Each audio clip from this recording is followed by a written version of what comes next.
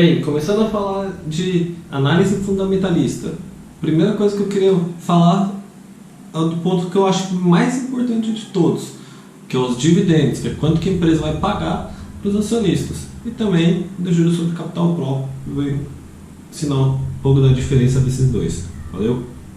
Bem, por que eu acho que os dividendos são o indicador mais importante que tem para analisar uma ação? Porque, por exemplo, quando alguém cria uma empresa, ele está ligando, minha empresa é bonitinha, eu gosto de trabalhar nela. Também é, mas se não der lucro, se a pessoa não receber nada, ela não vai criar. Por exemplo, eu gosto muito de fazer pão, eu gosto muito de fazer artesanato, mas eu não vou fazer uma padaria, uma lojinha, se ela ficar me dando prejuízo. Tenho dinheiro para isso. Então, se alguém está criando algum negócio, é para ter lucro, é para retirar esse dinheiro, é para usar na vida, para pagar suas contas, para realizar seus sonhos. Então, dividendos é a parte mais importante de qualquer ação. Mas e aquelas empresas que só dão prejuízo, tipo a Uber, essas startups novas, a Airbnb deu prejuízo por muito tempo.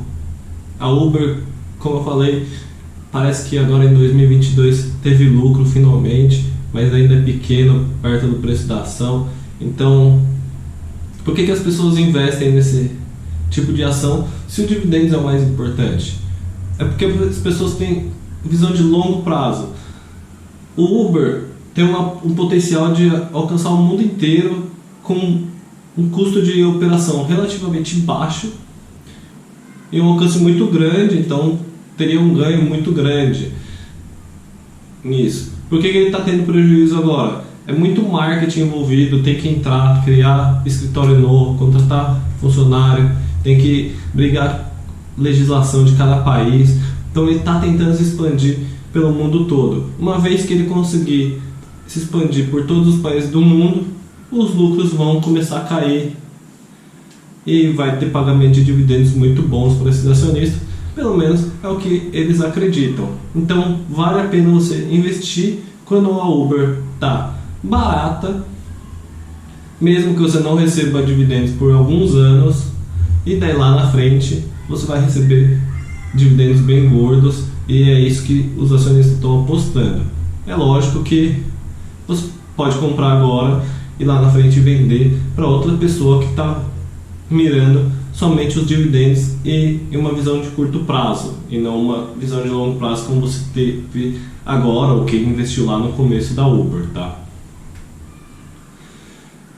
Então, outro motivo que eu gosto muito dos dividendos é que eles parecem muito com renda fixa. Por exemplo, se você pegar assim, o Itaú, por exemplo, ele distribui todos os meses a mesma quantidade. Então, se você comprar uma ação do Itaú, você vai saber quanto que você vai receber cada mês, porque é uma empresa que é relativamente estável, ela não está tentando crescer mais, porque já conquistou uma boa fatia do mercado brasileiro.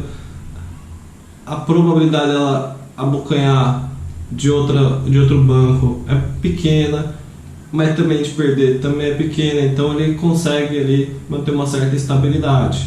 Tem empresa que o fluxo é mais sazonal, um ano está melhor, outro ano está pior, mas é uma coisa que ao longo do tempo, se você pegar boas empresas, a gente consegue tirar uma média, então a gente já sabe quanto que a gente vai conseguir tirar.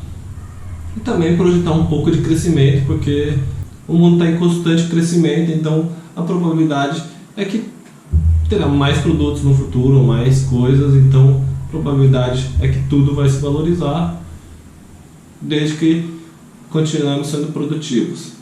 Então, uma boa métrica para comparar uma ação com uma renda fixa, por exemplo, é pegar empresas que possuem dividendos pagos acima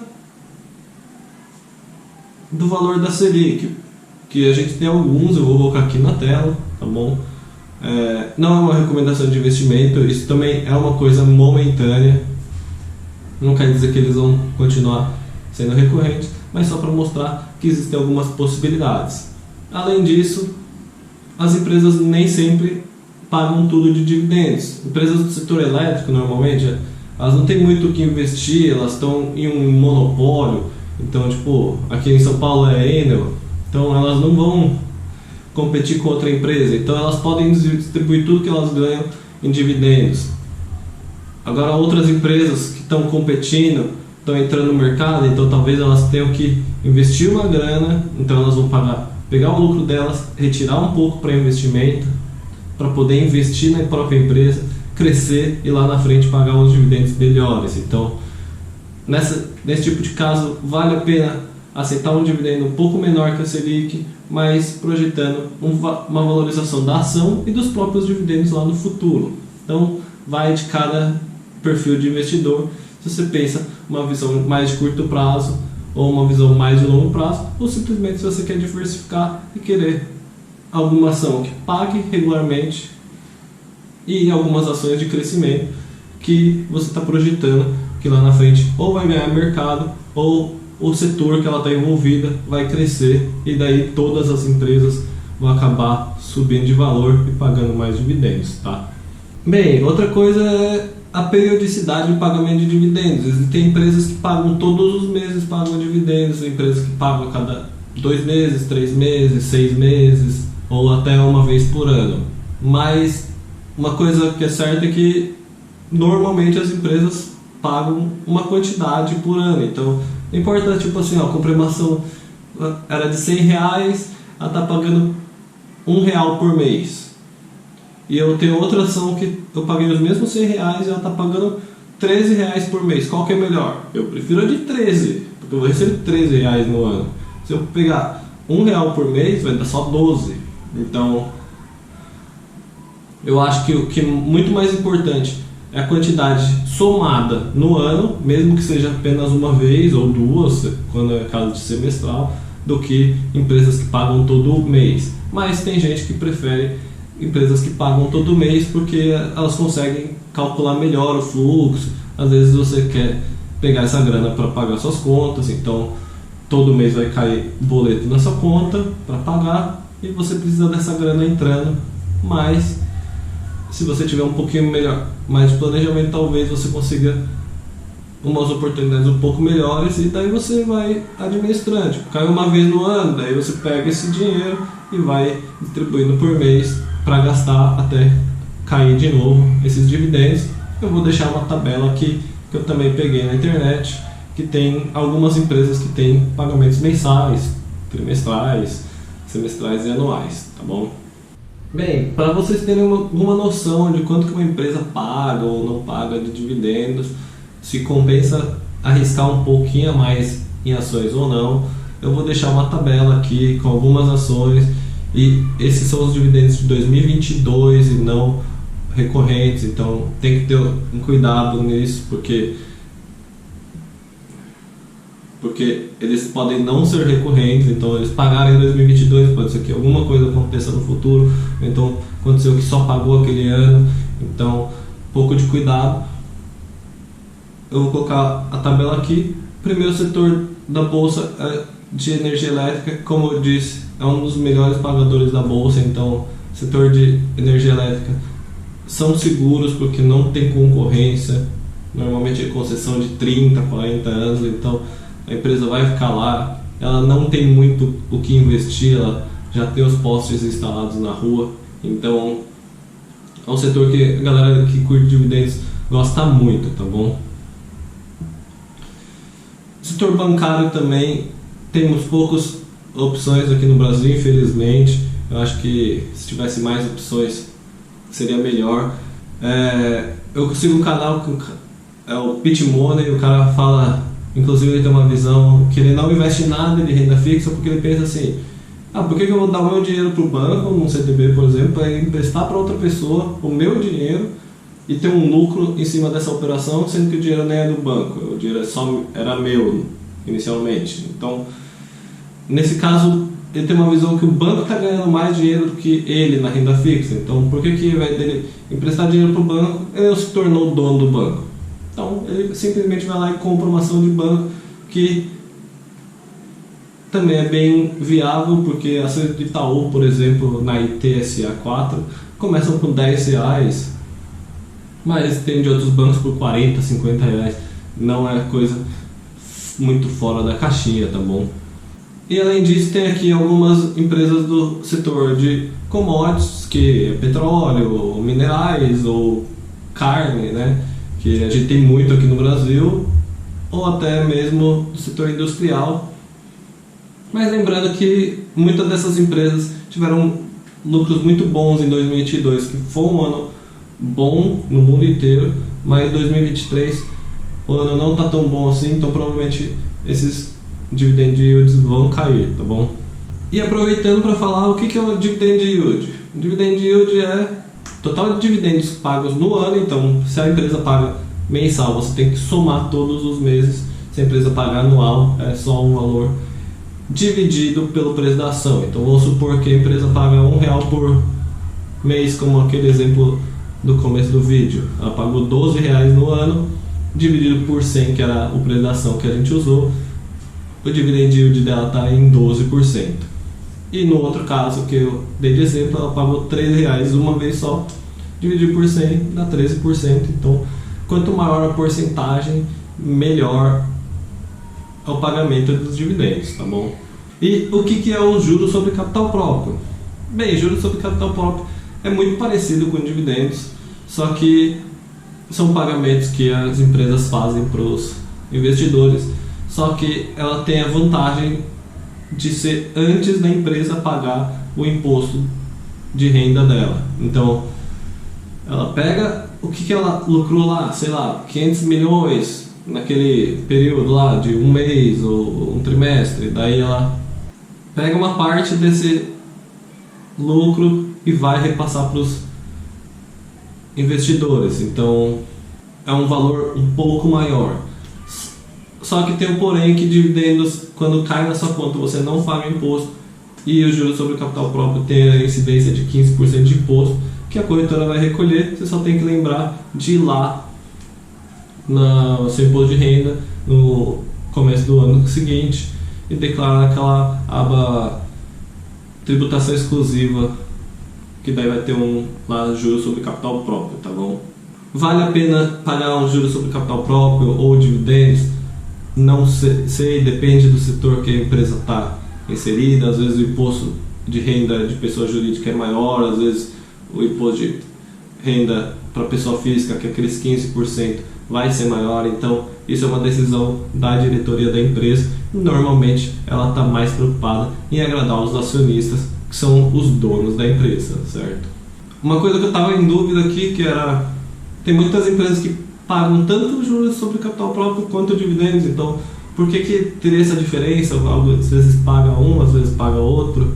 E tipo, no meu imaginário eu pensava que se para aquele tipo de negócio da empresa é melhor dividendos, melhor ela paga sempre dividendos, e naquele tipo de negócio é melhor juros sobre capital próprio, então é melhor pagar sempre capital próprio. Só que eu vi que tem um limite também para pagar juros sobre capital próprio, que é de 50% do lucro da empresa depois do pagamento de imposto. Então, na verdade, é uma conta que a empresa acaba tendo que fazer duas vezes nesse caso. Então, ela primeiro tem que calcular quanto que eu teria de lucro se eu estivesse pagando os impostos. Daí ela faz as contas lá, teria tanto de lucro. Daí ela tira metade ou tanto que ela pode pagar de juros sobre capital próprio. Então, ela paga os acionistas. Depois ela tem que tirar isso do resultado da empresa, calcular os impostos tudo de novo e finalmente pagar imposto de renda de pessoa jurídica. Então tem esse limite, e às vezes depois desse limite ela ainda quer pagar dividendos, então ela pode pagar os dividendos normalmente, e daí ela paga o imposto de renda sobre pessoa jurídica, e quando cai na sua conta física não tem essa cobrança novamente, tá bom? Outra coisa, como que os diretores decidem quanto que vai ser distribuído? Bem, primeiro tem um limite por lei que é de 5 a 20% tem que ser de reserva da empresa. Então a empresa tem que reservar essa grana. Então, se ela já reservou lá no passado, talvez agora ela consiga distribuir melhor os dividendos, senão ela tem que formar esses 20% primeiro, até 20%. Isso daí é uma decisão da empresa, de quanto que ela vai deixar entre 5% e 20%. Depois disso, ela tem que ver quanto que ela vai querer investir para o próximo trimestre, para o próximo ano, e ela vai tirar isso e o que sobrar ela vai distribuir para os acionistas.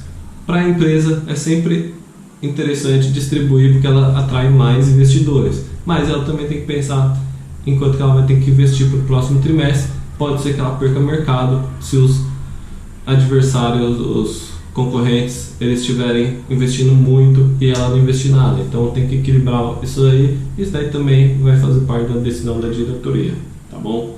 E agora eu queria deixar 2 exemplos aqui de por que você tem que ter cuidado quando você vê assim, tal empresa pagou muito ano passado de dividendos. Você vê muita notícia assim, então daí os investidores começam a querer comprar muito, e isso não quer dizer que a empresa vai continuar distribuindo bons dividendos. Primeiramente é tipo, a empresa foi lá e distribuiu 60% de dividendo, que foi o que aconteceu com a Petrobras. Então vamos supor o valor tá outro, mas vamos supor que ela distribuiu R$60 de dividendos em 2022 e o preço estava R$100. Como todo mundo vai querer assim essa ação, as pessoas vão comprar com muita força e o preço da ação vai subir, sei lá, de 100 para 200. Então, mesmo que ela distribuir os mesmos R$60, o dividend yield vai cair de 60 para 30, que agora é 60 dividido por 200. Então, já é 30% de dividend yield. Mesmo que seja um valor bem considerável, também tem que considerar que em 2023 provavelmente o lucro não vai ser o mesmo, o valor do petróleo já está caindo, já está tendo interferência estatal, também é um problema. Tanto a Petrobras quanto a Vale são empresas que têm muita interferência estatal, inclusive a própria Petrobras já teve problema lá atrás, que ela ficou alguns anos sem pagar dividendos. Eu vou mostrar o gráfico aqui. Depois ela foi recuperando, foi pagando dividendos mais modestos, com 10, 12% ali, e ano passado sim teve um resultado muito bom, mas a gente não sabe o futuro, né? Então o investidor tem que calcular esse risco aí, e também o preço da ação já subiu em relação ao ano passado, tá bom? Outro exemplo que eu tenho aqui também é a Unipar, que é uma que o Luiz Barsi, que é o maior investidor aqui do Brasil, ele gosta muito. Ela produz cloro. Ela teve uma distribuição de dividendos muito bons em 2017 e 2018, que subiram muito em relação aos anos anteriores, como vocês podem ver aqui nessa imagem. Mas depois em 2019 e 2020 voltou a cair bastante, então o preço da ação subiu muito. Depois os dividendos caíram, e como a preço da ação subiu, o dividend yield não ficou tão interessante nessa época. E claro que 2021, 2022, como vocês podem ver aqui, subiu muito, com isso o preço da ação subiu bastante, mas toma cuidado que ela pode voltar a cair a distribuição de dividendos novamente, dependendo do que acontecer com a empresa lá na frente. Então, são empresas que os dividendos varia muito de um ano para o outro, e um ano pode ficar parecendo que é muito boa, mas no ano seguinte talvez não seja um bom negócio, tá? Então tomar um pouco de cuidado com isso. Quem está investindo sempre, vou comprar um pouquinho por ano, não tem que se preocupar. Agora, se você quiser colocar uma paulada agora só porque subiu o dividend yield, tomar cuidado com isso, tá? E para terminar, eu quero colocar aqui outro gráfico. Para quem não sabe, esse senhor aqui que está na imagem é o Luiz Barsi. Muitas pessoas no Instagram utilizam a imagem dele, mas eu queria mostrar que na média os dividendos bons estão caindo em torno de 10% ao ano nos últimos 10 anos. Então, apesar da Petrobras ter pagado 60% ano passado, na média ela nem aparece aqui nesse gráfico, tá bom?